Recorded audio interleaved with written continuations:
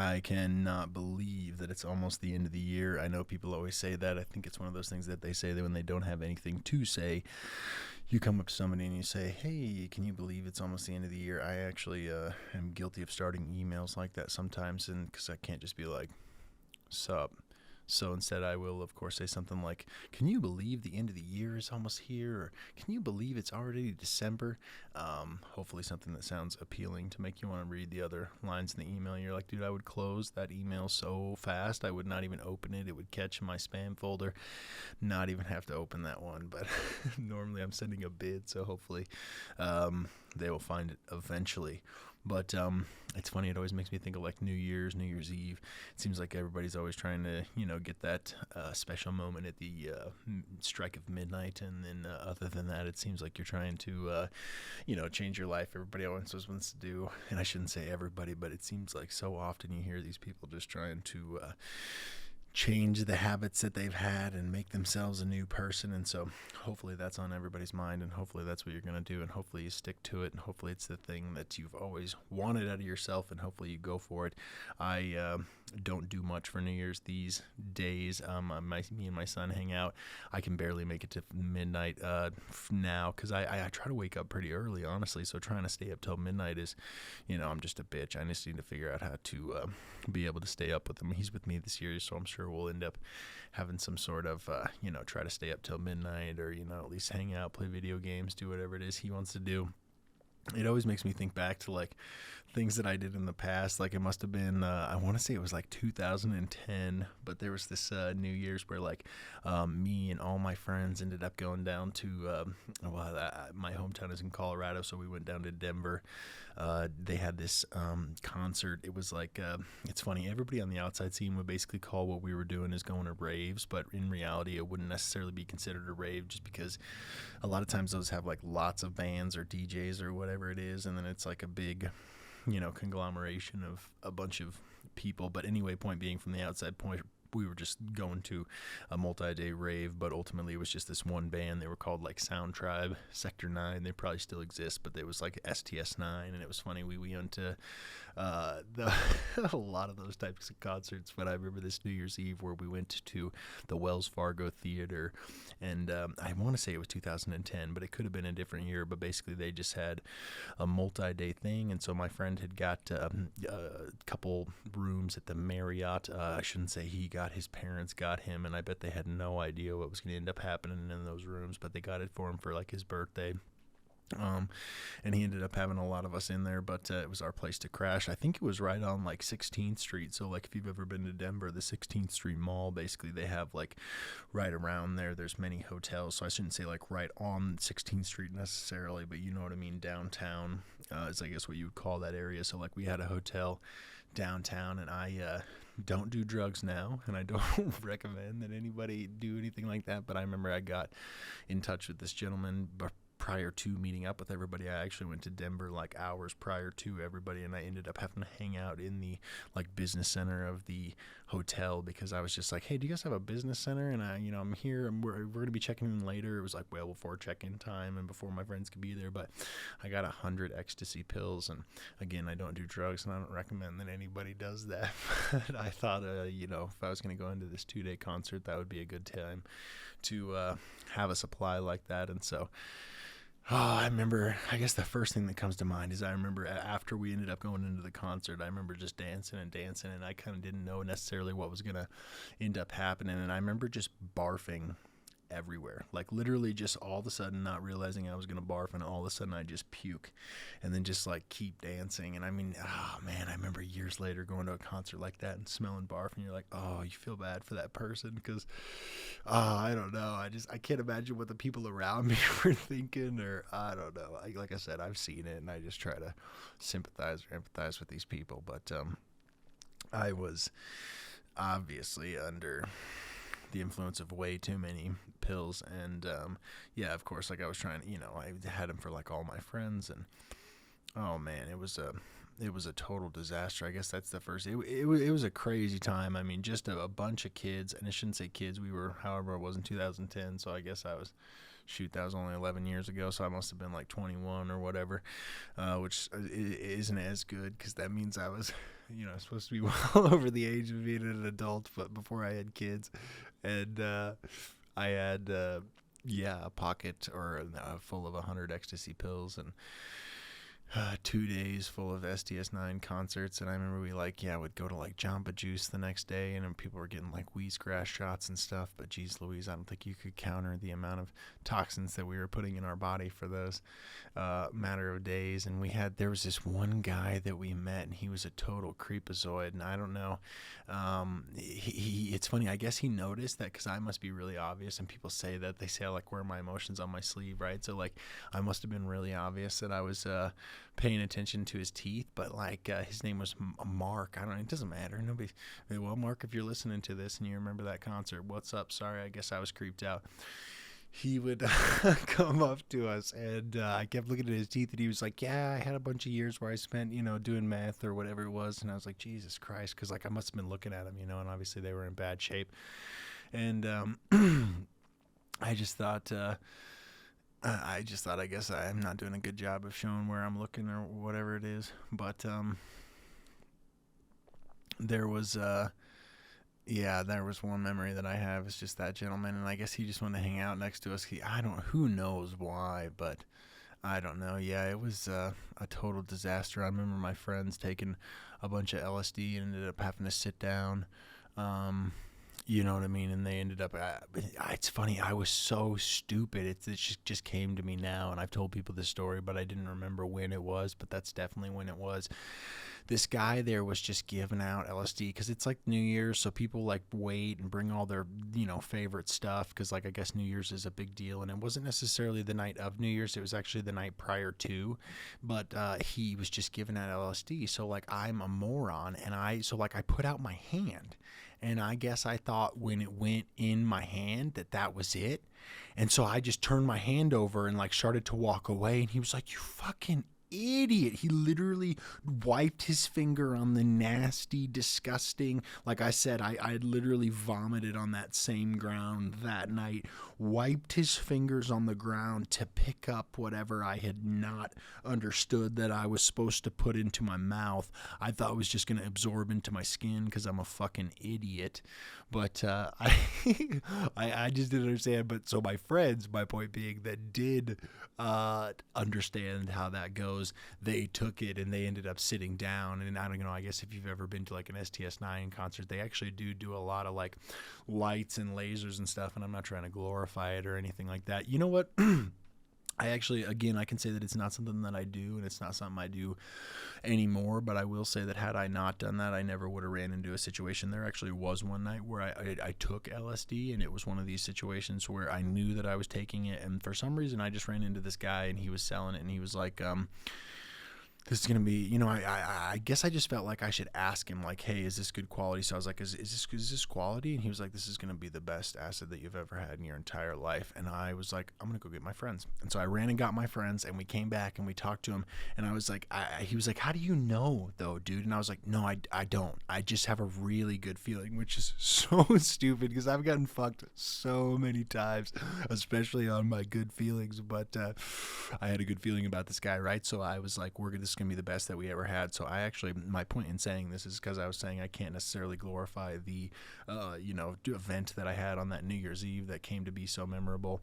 And it's funny, I ended up actually losing my jacket. It was so stupid, but like the whole concert let out, right? And everybody gets out at the exact same time. And again, it was in Colorado, so it was well after midnight because it was after the countdown and all that. And everybody gets out, and I didn't want to wait in the ridiculously long coat line because I didn't know if I'd be able to get back, because I know it sounds stupid, but I was so fucked up that I was like, I don't think I'll be able to make it back to the hotel with my own wits, so I need to have the ability to go back with the rest of the group. So I just left this really nice ski jacket that my mom had just bought me, which I literally had went to Breckenridge with my friend. She was so nice as to like let me go to a trip where she let me drive my own car that she had purchased for me when I was like 16 years old, up to Breckenridge to spend time with my friends. And I was so stupid that I didn't bring my ski jacket. You can go to a ski mountain in a ski town to ski and forget your ski jacket. So I bought this ski jacket there because my mom was so nice to give me a credit card for emergencies, which I'm sure she knew was going to bite her in the ass. But anyway, I bought this ski jacket, which I then lost on that New Year's Eve because I didn't want to wait for coat check and coat check lines. And I walked back to the hotel with like a goddamn tank top on because I'm a fucking moron.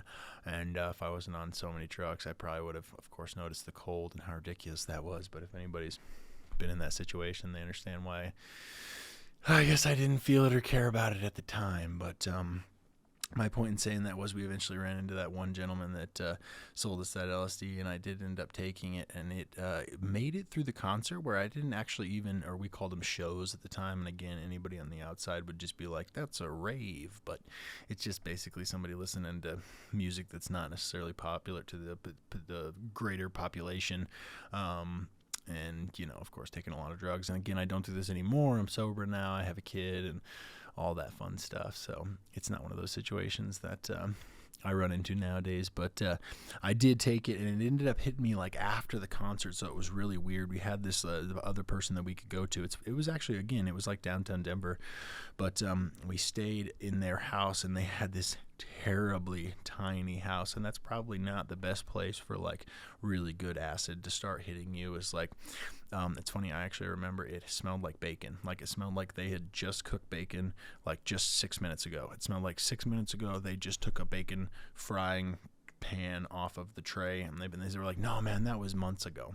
But apparently, you know how like these file fucking cabinet apartments are where you can't necessarily see smell or ventilate it, or so you're going to continue to smell things for a really long period of time. That's so funny. I just would try to, you know what's funny is it caught my, I was trying to describe the apartments, and then I tried to steal that line from Fight Club, and then my body, knowing that wasn't the right thing to do, then I couldn't put the next sentences together. I was like, see here, and I had no idea where I was going, but I ended up figuring it out. But after that, ended up hitting in that little apartment that smelled like bacon that had been cooked months ago, but for some reason still smelled like the strongest maple bacon that had ever been cooked. I couldn't do anything but lay on the floor. Like at first I was out on this little deck and patio that they had, which is funny. I was looking over and there was so many other little deck and patios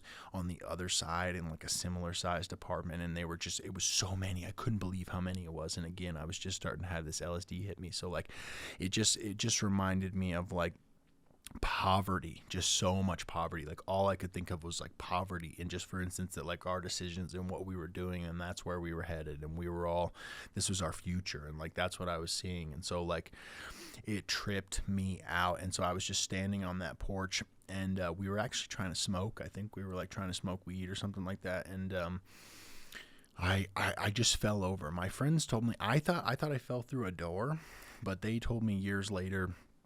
And I know it's funny that I say years later, but I guess maybe if I get there, who knows if I'll get to that part of the story. But years later, they told me that I never actually fell through a door, but I felt like I fell through a door. But I guess I was just standing on this little thing, and I fell down, just fell onto the deck floor. But I thought I fell. I thought I fell off of the little balcony. And so I basically had this like what I thought was a near-death experience. And so I went in and I just laid down. And all I could see when I laid down is I just kept seeing like, I've heard them basically described as like geometric patterns, but it's just like, it's like patterns which almost look like faces. Like I almost didn't want to close my eyes because all I could see was like these geometric patterns and faces. But like, I woke up the next day and I had a really bad candy addiction at the time, and I threw away all the candy. Like I just looked at it like it was literal garbage. Like I was like, I had it in my car, I had it at my workplace, and I was just like, there's no way I could continue putting this in my body. Like I just had a total total wake up. So like, again, I say like, I, can't glorify it, but it did lead me to this one night where I completely just woke up the next day, and I would say I changed my life forever, in the sense that like I started eating fruits. I know that sounds so dumb, but like I started, because I guess I ate fruit in the past, but like I tried to make more of a habit of eating healthy and clean, and like not eating junk. Like I literally was like,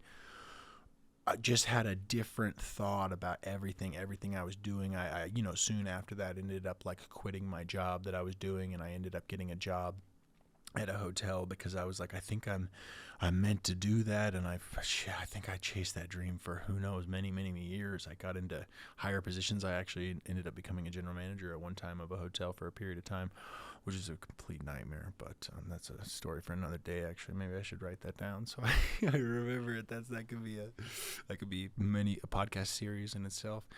But I just got to a point where I realized I shouldn't say, oh my God, do I look like a lunatic? I had this like red, I bet I look like a lunatic. It is what it is. Maybe you can't see it. I had this like red B12 vitamin like little candy thing in my mouth, and I just realized I was licking my lips, and I have all of it on my lips. So like it was like a dusty little candy, like a sweet tart type candy where like it comes into dust if you were to chew it, but I was just sucking on it, and it was all on my lips. That's so funny. I probably look like a lunatic. But oh well, I guess either one, I was like, hopefully you can't see it because maybe it's behind the microphone, or two, you just don't look at my lips, or you'll just know, hey, if he's got a weird red line on his lips, it's because he was eating a B12 candy. But that's neither here nor there. I guess it is if you were looking at my lips. If you were waiting the whole time, you were like, when's he gonna address what the fuck is going on with his lips? And I just noticed it. I'm sorry, I didn't realize it the whole time. But yeah, that was what I would consider a life-changing moment. And like I said, I remember when I took years later, my friends told me I literally stopped hanging out with all of those friends. I remember one time I left something at that place. So like I left the next day, and of course I wasn't in the best condition, and so I left something there, and it wasn't something that I could leave behind. I don't remember what it was. I think it was like keys. I was detailing cars at the time, so I think it was keys to a car that I didn't even own, that was not mine.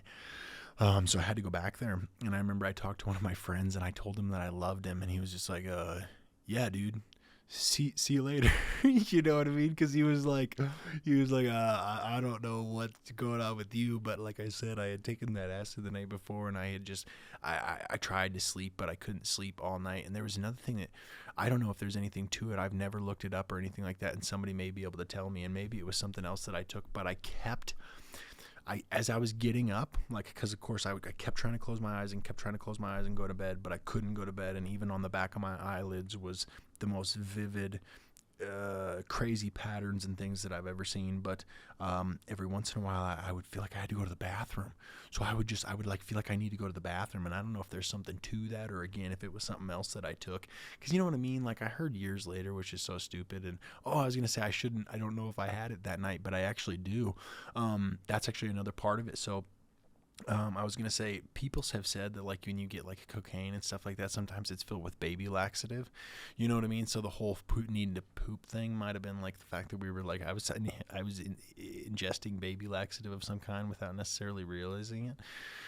But that's neither here nor there. It is, though. The reason why I said it is because so like the next day when like I went back to my work, because I had to work that day, and like I said, I had keys for a car.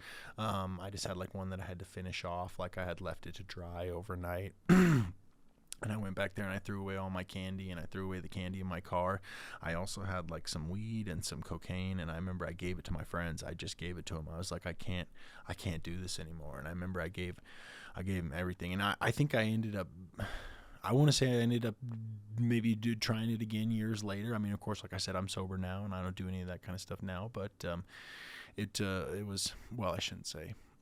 I smoke occaacally, but I should say like I don't do the cocaine or like ecstasy pills or anything like that was like happening in those days, but or the acid, the LSD, but again, like I said, if I hadn't had that night, I wouldn't have woke up the next day and given my friends all those things. I wouldn't have thrown all the bad habits that I had in the trash. It was crazy. I was literally able to like turn a corner. I remember years later, I told my mom about it, and she said that she had some friend when she was in high school that always said he went up to a cave and he tripped out, and he came back and he was never the same person. He changed his life. And like I said, I mean, I did end up, I quit that job that I was doing. I ended up finally working my way up through the hotels, and I got, a sales position, and it ended up in a management position. But I just then found out it's not what I wanted to do, man. It's tough. It's tough to run people. It's tough to make people do what you want them to do. And it's tough to have people care maybe as much as you do.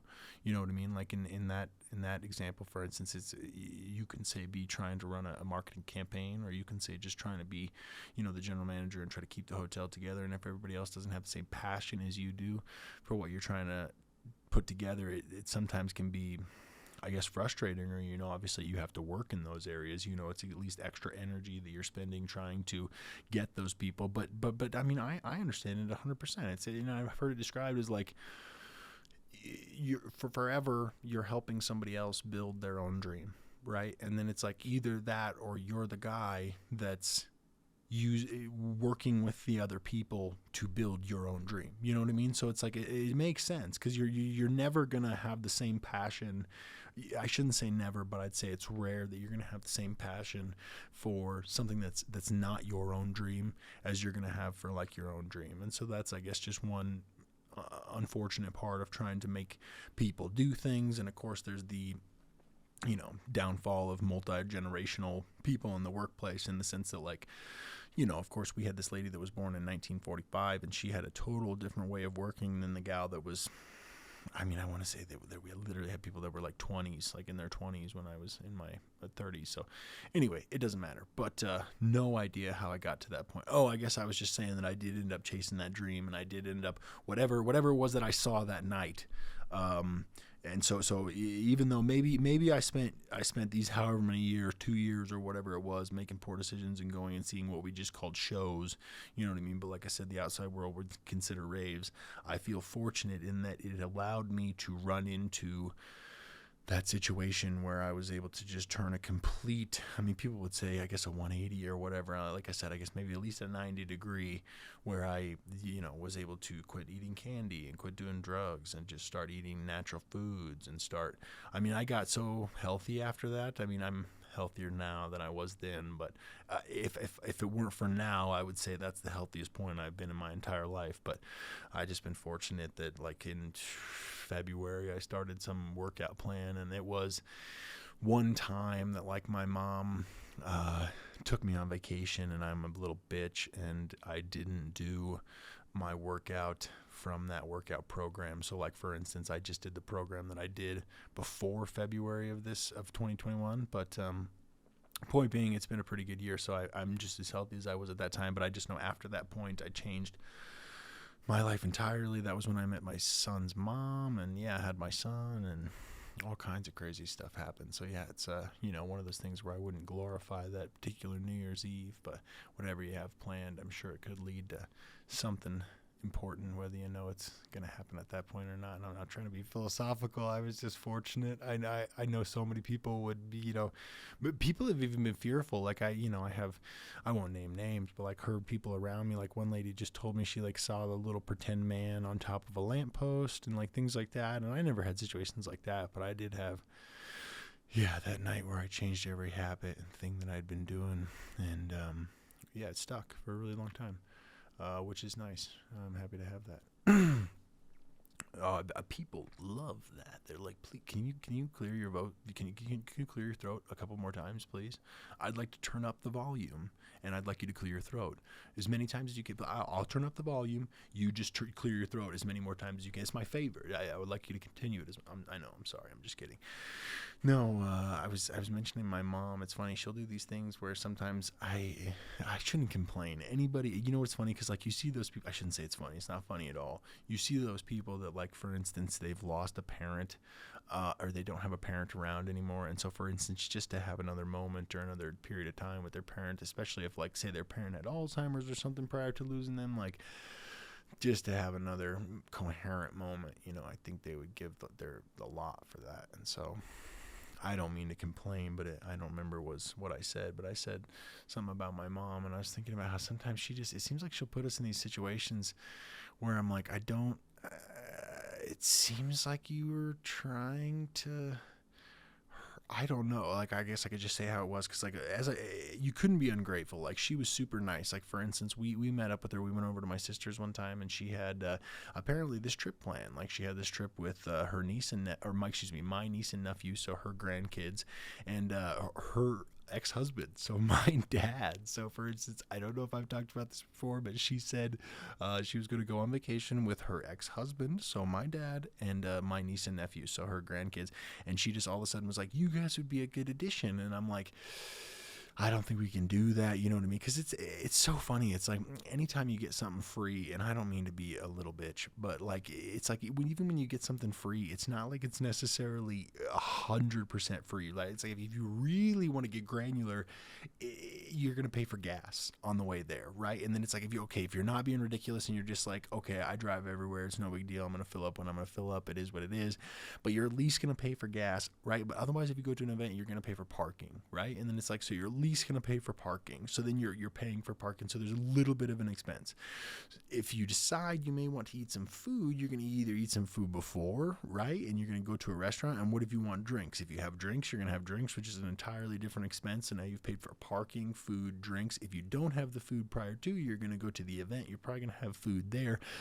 Then you're going to have like some sort of concession food or something like that. And I don't know if I've been mentioned before, but I spent some period of time working in concessions. There is a reason why that food is extremely expensive. It's not necessarily the easiest thing. It's a full-time job for certain people to keep those things in order, but they will obviously have to charge you for concession food if you decide to eat there. And again, if you decide to have alcohol, you're going to drink, right? So like you're going to your event. So it's so awesome to get like, say, free tickets to a hockey game, right? Or something like that. But then you are going to spend some money on parking. You are going to spend some money on food. You are going to spend some money on alcohol. And again, I don't mean to be a little bitch, but my point in saying that is, my mom invites me on vacation, right? So she's like, hey, you guys should come on vacation. And I'm like, I don't think that's a good idea, right? Because it's so odd. I love to be able to go on vacation. I love to travel. My son's amazing. He actually been so fortunate. I was able to take him to like New York City, just me and him. I was able to take him to Orlando, Florida, just me and him. I had told him that I was going to take him to Disney World. I had no idea that in March of 2020 was going to happen, and I still took him to Disney World. Been able to be really fortunate to travel with my son, and so for instance, I've traveled a lot with him, but I'm like, still, even though you're saying you'll get me a free ticket and you're saying you'll take me to this trip, it's not 100% free, right? Like, again, I'm not trying to be stupid, but like the hockey example, the event example, in the same way, I'm going to pay for parking at the airport, at DIA, right? When I park, I'm going to pay to park my car. Or it ended up being that they ended up taking us, which ended up being a nightmare. But it is what it is. They offer me this wonderful free time, this wonderful free ticket. And then, obviously, again, you're going to pay for parking. And, like, of course, it'd be great if my 7-year-old could make it through the, 14 hours or whatever it is that you're in the airport and flying and all that after you check into security. But, of course, he's a human, and so am I. And so we're going to eat food. So, for instance, you're going to eat food in the airport. You're going to probably have some weird expenses that you maybe forgot in the airport. Then you're going to go, maybe you're going to have some expenses on the plane. It's like, then you're going to have food. You know what I mean? He wanted a million souvenirs. He wanted to go in arcades. He wanted to do all the crazy, and my mom was beautiful. She literally paid for every single thing. She racked up tabs for them in arcades that I never, ever would have allowed. So, it was a beautiful thing that she was so nice to allow us to do that and to invite us. But I just remember the whole point I'm trying to get to is she would be like, I am never, ever going to travel with people again. Like, oh, yeah, I'm having fun, too. Thank you so much. That's nice. All right. And she'd be like, yeah, I will always travel by myself from now on. God, nothing like it. And I'm just like, oh, yeah, thanks. All right, right on. Yeah, that's so wonderful. And so she just, it's like, I can't think about like why you uh like, how did she not know that when she invited us, like, obviously my niece and nephew have a family and they have their own different schedule, me and my son have our own different schedule, she has and again my dad came, so it's like four different family schedules all trying to collide to go on this trip, and she just thought it was going to be the easiest going, most beautiful thing ever. And again, all I can remember from it is her being like, I will never ever travel with people ever again. I can't wait to travel alone in the future. And yeah, I probably won't talk more about it. I was gonna say I'll talk more about it, but I'll be right back. I gotta use the restroom, and I'll be right back with you. I really wish I would have known. I look like a fucking clown with that B12 candy that I was eating. It was a red candy, and my lips are red. So again, if you could see it, it is what it is. But I just looked absolutely ridiculous. I wish there was any way for somebody to tell me that, but it is what it is. So I had a red B12 candy in my mouth, and I literally look like a fucking clown because my red. I was gonna say my red or lips. My lips are red, but. It is what it is, but what's interesting? All I was talking about is how my mom was so kind as to invite us on vacation, but then she kept sending me these signals that I would have to be an absolute moron to not read loud and clear. But no matter what, I guess if somebody's doing that and paying for you, you just got to be grateful. So it is what it is. But I did mention it to her that's like all I have in memory. And what's funny is like I shared that with my stylist, and oddly my stylist has actually been on vacation with her as well, and I didn't think about that until afterwards, and I was like, oh no, because she was kind of like, I felt like she was mad at me that day, and I don't know, I probably just do that sometimes to people, but like I felt like my stylist was mad at me that day, and I remember I was sharing that with her, and then later I realized, I was like, oh, she's been on vacation with my mom. She probably thought I was saying that about her, and I was probably just reading into it way too much. But that's the feeling that I got from it later, because I was like, something weird was going on there. You know what I mean? It's funny. She probably just had something going on in her own life that had nothing to do with me whatsoever, and she wasn't focused on me at all. And I guess probably the lack of I don't know, response I was getting out of her, I just thought that she hated me. So I do that a lot with people, unfortunately. I remember when I was younger, I would actually ask people, and then it would make a weird conversation. So when I got older, I stopped doing it so much. But it is what it is. But she's just funny. Sometimes she'll like invite me over, right? And like, I don't know if I should, it doesn't matter. For people that don't know, my son's mother lives with my mother. So for instance, they will my mom invited me over, so I decided to go over there, and I don't know whether it was a good idea or not, but I was like, oh yeah, I'm sure that I'm mature enough at this point to not have any of the childhood tendencies that cause me to act inappropriately. And so she served me a drink. She gave me some Chardonnay, and like I said, I don't normally drink. I'm sober, and so I was like, I started sipping on it, and I realized I really don't I don't like Chardonnay. Chardonnay's not for me, and I don't know what it is. I guess the last wine that I had drank before that was like a Cabernet Sauvignon, a Chilean Cabernet Sauvignon, and I guess maybe because that's the only wine that I'm comparing it to that I can recently think of. But this particular Chardonnay, and maybe because that one was also chilled and this one was not chilled, it was just warm Chardonnay. But anyway, she gives me this glass of warm Chardonnay. I take a couple sips. I hated it. She ended up taking it from me, which was cool. But I'm sitting there, and she starts like putting things on me, and I'm like, you know what I mean? For instance, I have a way of parenting my son, so when he's with me, so it would be ridiculous but I get fuck it. On Sunday morning, for instance, at 9 a.m., he goes with his mom. She takes him to school the next morning on Monday morning. I pick him up from school. He's with me on Monday till 7 p.m. His mom picks him up. She takes him to school on Tuesday morning. On Tuesday, I pick him up from school. He's with me till 7 p.m. She picks him up, takes him to school on Wednesday. She picks him up at 7 p.m. that night for me, takes him to school on Thursday. Then I pick him up. He stays with me on Thursday, Friday. He stays with me on Saturday. He stays with me on Sunday. This Sunday, he stays with me, and then I take him to school that next Monday, and then his mom, and then I pick him up from school on Monday, and then he goes to school. And then his mom picks him up from me at 7 p.m. on Monday night, and then she takes him to school on Tuesday. So, for instance, that gives you an exact layout of how basically I get him 4 days of every other week, so it ends up being 7 of every 14. So they start springing this on me. They're like, we're going to sign Breck up for basketball. And I have had this happen in the past, but this time, I guess, again, they served me a drink, and I wasn't ready. I wasn't necessarily knowing what I was in for, and so she serves me a drink. I should quit blaming it on that. But she basically says, "Oh man, the sun is coming down in my face, and it's turning me into a white lightning face." But I guess I could go get rid of it, but I'm not gonna. It is what it is. I guess I have a crazy face for a minute. So I'm staying on the mic. The sun will go down on my face. It is what it is. My mom, she invites me to the house. I'm trying to catch myself back up. And she tells me, okay, so yeah, she's like, we're going to sign Breck up for basketball. And again, so like then previously this year, so my son's birthday is in April, they went and had a pool party. He has a lot of fun swimming. He loves swimming. Every time I've been with him, he has a blast swimming. He really likes to swim. They said they were going to do swimming lessons with him. Unfortunately, I'm in construction, as I've probably mentioned before, but if you don't know that, I'm in construction, so we're moving into the spring and summer, and I was like, these are my heavy months. We work a lot more. The more sunlight that there is, like, it's funny right now, for instance, it's the afternoon, and the sun is on my face, so you know how that goes. In the summertime, though, we have way more sunlight, so we're able to work longer hours than we normally would.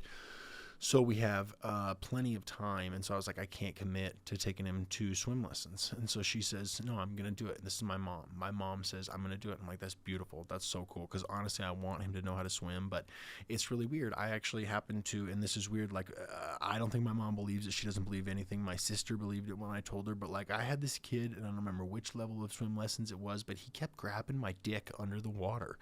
Like, there was some kid that was obviously my age that was in the same level as me, and he just kept grabbing my dick over and over again. And so I was like, I need somebody to be there supervising my son. Obviously, that's not going to happen. Obviously, the same thing's not going to happen. But I was like, I need somebody there. I really feel like I should go put something on that. Even if I just like hung some paper over the window. But that's ridiculous. My face is a fucking unicorn show. Yep, that's the best thing I could come up with. I came up with unicorn show. There's a lot of light on my face, and the first thing I thought of in my man adult mind was there's a unicorn show on my face. Yeah. Holy moly. That was unbelievable. I mean, it literally changed everything. I should have learned. I think it was like, episode 2, where I had a rainbow on my face at the end of it, where I was just like, I literally have to end it. So I do apologize. All I was talking about was that my mom decided to say she was going to sign my son up for basketball. In the past, I've been super supportive. I've been like, yeah, I would love that. I actually want my son to learn how to swim. I'm uncomfortable that he doesn't know how to swim. The reason why I say I think my mom wouldn't even believe me about the story about the kid, and she doesn't seem like she does, and my sister gives me a way better impression that she does, is like, for instance, I had this situation where one time before I knew how to swim, we were at the beach in the hometown that I live in. I live in this town called Loveland.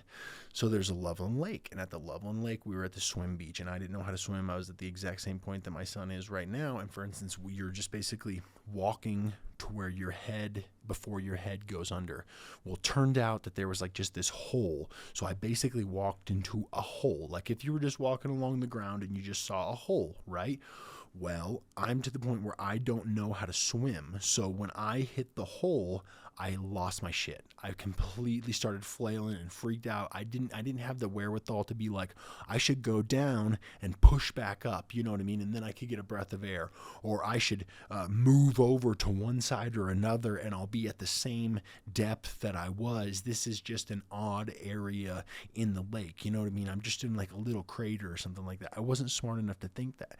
So like, for instance, this guy the lifeguard that was, thank God, on the beach for whoever at whatever age pulled me out and put me on the beach. And my mom actually we were there with my cousin, so I probably mentioned it before, but they used to live around here, and then they ended up moving to Rochester with my aunt because my aunt got a job at the Mayo Clinic, but they were with my mom, so my mom was watching them, so she was taking them to the car, and she didn't realize that this happened. I was like trying to get the last seconds that I could of swimming and stuff like that. And the whole reason I say all that, like, I told her that story years later, and she didn't even believe it. She's like, no, that didn't happen. And I guess it's because, like, you don't want to think as a parent that, like, there's a chance that your son was in swim lessons and some kid was kept touching him underwater for some reason, or that your son was walking on the beach and had to be saved by a lifeguard or would have died. You know what I mean? Because it's tough. I wouldn't want to think that about my kid, but that's why I'm on him. And so, again, this is where I say I can't commit to swim lessons in this spring and fall because I'm working. We work more typically, and that's our busier season, so I want to be prepared for that. So she says she's do it. She didn't do it. So here it is. It's the end of the year, as I just mentioned in the beginning of the podcast. It's the end of the year. That was 7 months ago. They never went to swim lessons. They never started that. She never once took him. At the beginning of the year, his mother, again, the other person that lives there, the other person that had this idea that they should start the basketball, said that she was going to get him in MMA. I, unfortunately, know how his mother is, and I don't want to. It's almost like I hate to let the cat out of the bag, but I knew she wouldn't commit to it. So I was super supportive. In my heart of hearts, if my son actually got into MMA and was able to develop any sort of discipline, that would be fantastic. That would be beautiful. There's no downfall to that. But again, I didn't actually think it would happen. So at the beginning of 2021, she says, I'm going to sign him up for MMA. I'm all supportive. I say, okay, let's do it. Let's sign him up for MMA. It is now the end of 2021. It's just about to be 2022. Again, I think people normally say that when they don't have anything to say. But she didn't sign him up for MMA. So here we are. Neither MMA nor swim lessons have happened. So this time they come to me and they say, we're going to sign him up for basketball. And I said, I explained to you our schedule. I was like, that means any parent that actually picks their kid up every day after school and has in my case, basically 3 days a week, I don't have him after 7 p.m., but I have him every day after school until 7, and then on Thursday and Friday after school, and he stays with me. So for instance, I will be the only person that is taking him to practice. I will be the only person that's taking him to games. Shouldn't I have some sort of say in whether or not I want to take on this new commitment of taking him to basketball 2 weekdays and 1 weekend where he's obviously going to have a game on Saturday morning or something like that? And again, I felt like I was bombarded in the sense that I was not like there ready to have some serious conversation about my son's future. I was invited over, and sometimes I feel like she does these things and then, like, you know what I mean?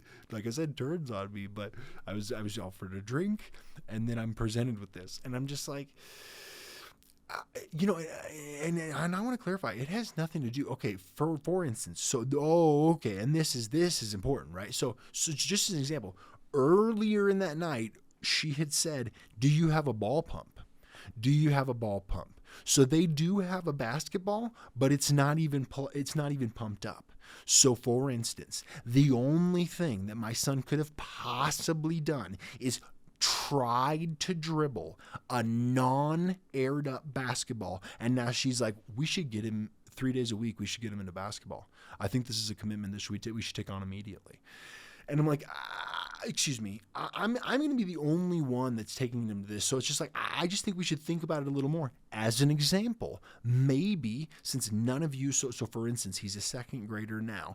I pick him up every day from school since he was a kindergarten, first grader, second. I picked him up every single day ever. So as an example, if you guys want to start taking him to basketball 3 days a week, because they're saying you don't have to commit to anything, we'll do the whole thing. It's not going to, it sounds like, no. It's not like that. It's not like that. I was like, why don't you start, and we will start taking him to learn the fundamentals of the game. Why don't we teach him the fundamentals of the game of basketball? And if he still likes the game, because he's saying he likes the game, and just as an example, I know there's probably people that hate it, and I may have been off base, and I probably am way over dramatizing what it does. But again, like I shared last time, I get chills when I watch that Nike basketball commercial. And maybe it was the mistake that I told him that it was a commercial, but I tried to show my son that Nike basketball commercial from 2001 where they bounce the ball and it has the squeaky sneakers and it's got the beat, and I think it's the badass, all the basketball tricks. I think it's so cool. He hated that.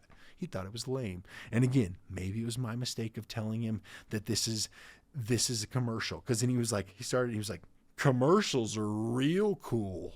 And I was like, no, but like, this is a good one. Like, you want to watch it. Like, you know what I mean? He's like, obviously I tell him it's an ad. That's a great way to start it. Like, yeah, dude, you should watch this ad. You're really going to love it. So anyway, he's saying how much he's going to love basketball. He didn't even like, and I know that can't be any gauge. I'm not saying that's any gauge. I just thought I would mention it because it's relevant if you had been listening. But he even didn't like that basketball commercial, which again, I think at the time, and maybe basketball is advanced, and maybe it's way better, and maybe you don't know what the fuck I'm talking about. But in 2001, there was a commercial that I mentioned last time, which I hate to even be bringing up again, but I thought it was really cool at that time when I was, 12 years old. And so it maybe probably reminds me of the time. It's probably nostalgic, like when you listen to the Eminem show and you're like, wow, this brings me back to being a little kid. And you know what I mean? You're like, your parents let you? And I'm like, yeah, dude, I just told you they'd let me drown on the beach. Like, get the fuck out of here. You're like, yeah, they let me listen to the Eminem show. No. She was taking care of my cousin. She was taking them to the car.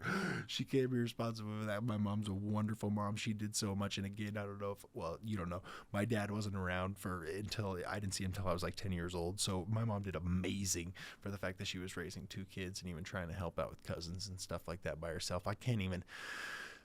Geez Louise, the fact that I'm even going to complain about like some sort of co-parenting issue that I've had here, to think about my mom raising 2 kids by herself is like, it's amazing. I mean, it's unheard of. That's absolutely insane. I can't even imagine. So anyway, point being, they want to take him to basketball, and I'm like, okay, so we teach him the fundamentals of the game. What I know for sure, I've never heard him express any interest in basketball whatsoever. So again, like I said, he loves swimming. He really enjoys swimming.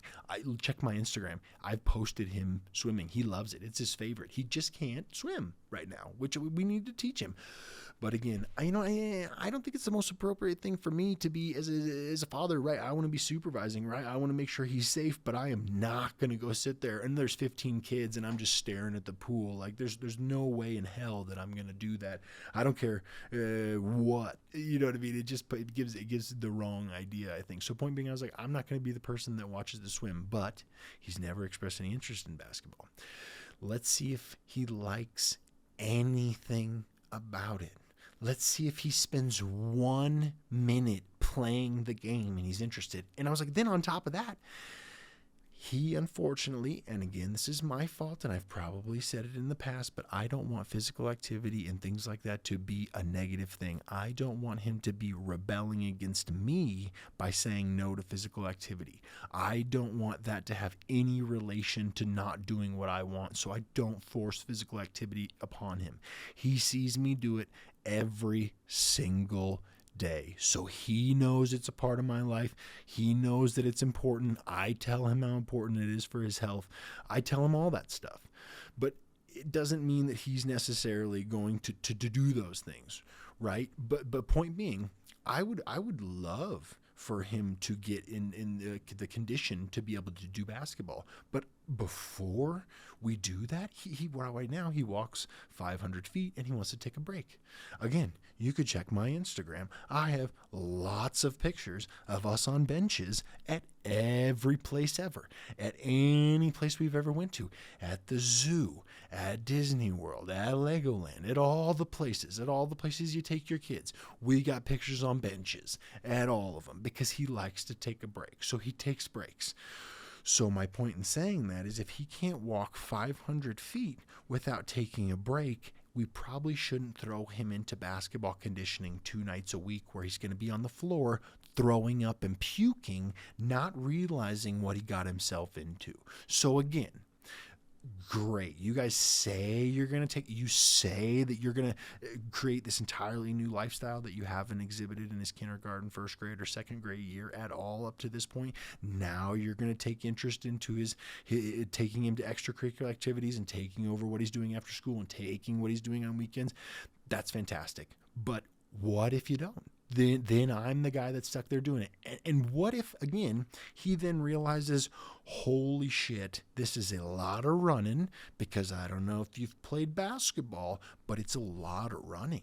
It's a lot of running. I literally learned discipline as a kid. And again, it would be good for him. I'm not saying it wouldn't, but because I wanted to cry and I wanted to quit and I wanted to throw up as a kid playing basketball. I mentioned it before. I was tall. I was not good at basketball, but they had me play.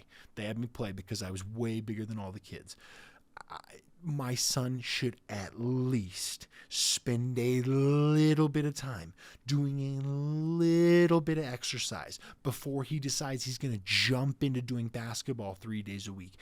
If he stuck with it, would it be great? But like I said, he's with me on all those times. So what if he doesn't want to stick with it?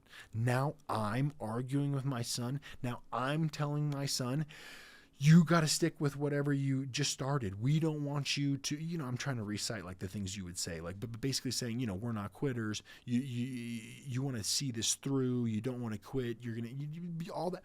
Now I'm doing that, and I don't even want him to do. I don't even want him to start basketball. Again, it's not necessarily that I don't want him to start it. I think let's play basketball with him one time.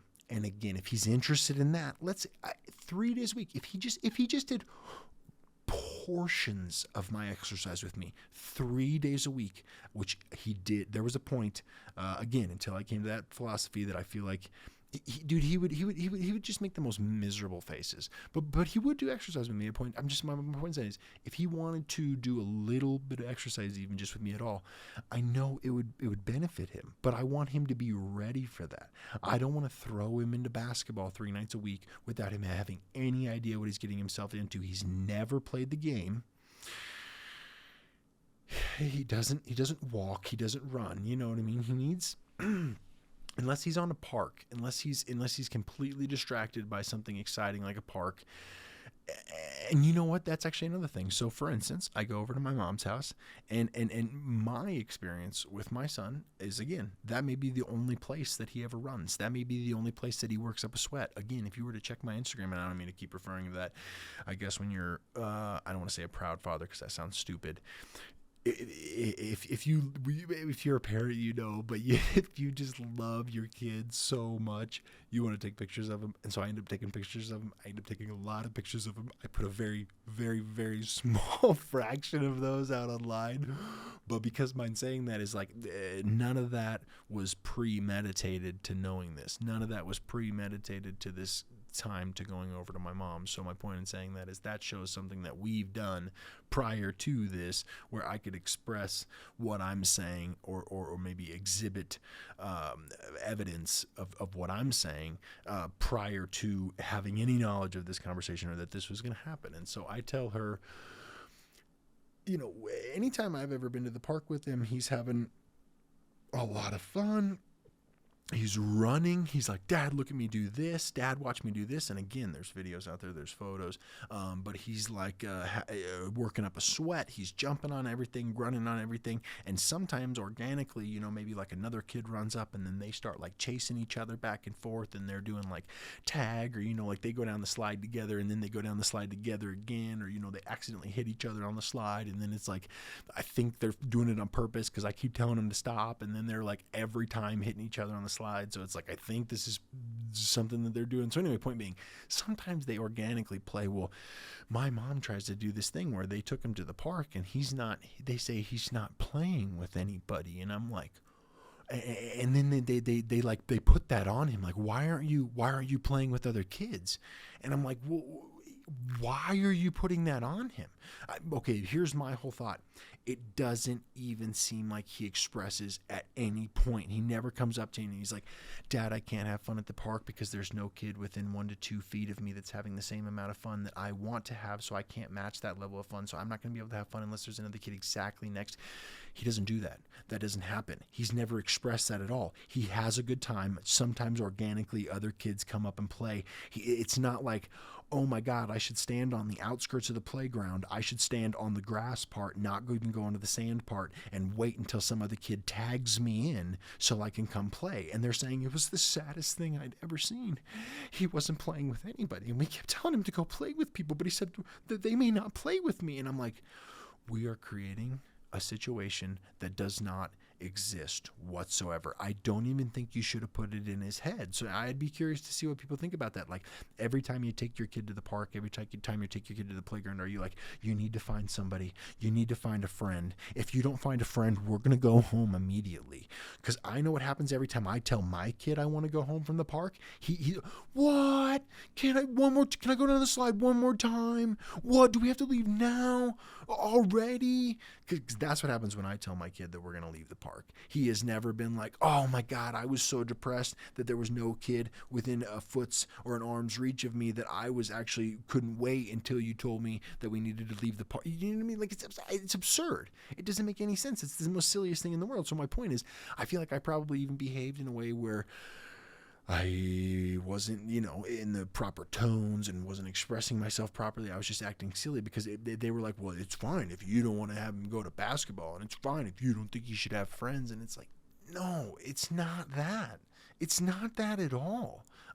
I would love him to get into basketball if he likes basketball. And I think it's great if he plays with other kids at the park, but he can have fun at the park without other kids. Who cares if there's other kids at the park that he's not playing? You know what I mean? Like, when we were on our vacation, for instance, when my son and my niece and nephew would go do something, it's not like the other kid within 15 feet was required to come make their friendship and be accepted into their tribe in order to enjoy his fun of the area that we were at. Like, no, they were all just kids. Yeah, these 3 kids knew each other, and that one kid didn't know each other. And so again, I'd be curious to see what are you so concerned? Because my thought is, and this is probably so stupid, but I'll just be completely honest. I saw a Desperate Housewives episode a long time, that ABC show that came out a long time ago, and I don't remember what the character is. I probably do if I thought longer about it, but I'm not going to do that because it'll mess up my head. It's already doing it. Oh yeah, she would tell her daughter, she's like, I can't believe you don't have any friends. Like, you didn't make any new friends today? You didn't make any new friends today? And it's like, why are we putting that on him? Like, again, never, ever one time have I taken him to the park, and I've taken him to the park many times, has he ever expressed that he cannot enjoy his time or not have any fun because he doesn't have another kid within a foot reach of him that's having the same amount of fun. It's the silliest thing I've ever heard in my entire life. So, am I overreacting? Am I telling my mom, you know what I mean, something silly where it's like, oh my gosh, yes, he needs to make every friend he possibly can at the park, and yes, we should sign him up for basketball without even talking to me, and I'm going to be the only one taking him to practice and the only one waking up on Saturdays. It's not that I'm waking up, I'd just be doing my things earlier and making sure we were going to the game and stuff, and I'm going to be the one taking him to practice and stuff, and then take him to the games on Saturday. It's just like, don't you think, I personally, I'd be curious to hear what people think, but I think any parent that is actually doing that particular amount of the load, so for instance, every bit of that would fall on me, would say, I should at least be consented. I should at least be consulted is the word. Sorry. I should at least be consulted about whether or not that's a commitment that I think I can take on at this point, 3 additional days a week of additional, and not to mention, we should allow our child some ability to dip his toe in the game. Again, all of this is based on him attempting to dribble a non-aired up basketball. Like, let's see if he dribbles a ball and has fun with it.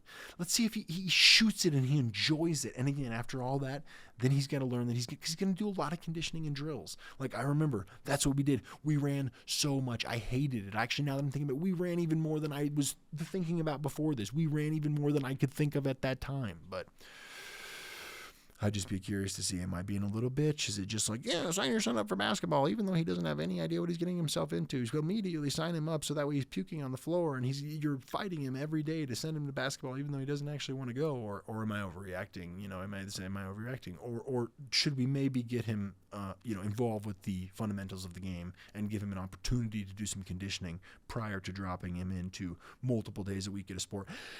And again, if they happen to follow suit to what they've done before, they wouldn't have actually signed him up or done anything. But should they do it, if they don't follow through with, you don't have to do anything, you don't have to take him to anything, which of course I would be there. I would want to be at my son's basketball practice. I would want to be at my son's games. You know what I mean? Like, it's not like that. But it's just a matter of, I feel like it's something we should all discuss. And I want to play basketball with him one time. I want to touch a basketball in his presence one time before we sign him up. I just think that's probably a good idea. You know what I mean? Because I remember so many sports that I did as a kid where I was before practice like, I don't want to do this. And of course you always feel better after.